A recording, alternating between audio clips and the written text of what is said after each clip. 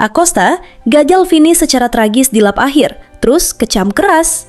Waduh, apakah ke Ogura?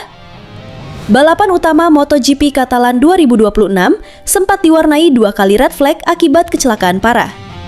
Masuk lap terakhir di tikungan final, Acosta yang lagi berjuang dengan ban aus disenggol dari dalam oleh Ogura. Acosta pun langsung tersungkur jatuh, dan Acosta pun gagal finish. Sementara Ogura dijatuhi penalti dan melorot ke posisi ke-9.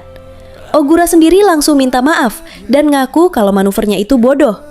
Acosta secara dewasa langsung memaafkan, tapi dia malah ngasih kritik keras ke penyelenggara MotoGP karena dinilai abai sama keselamatan pembalap akibat maksain restart usai 2 kecelakaan horor.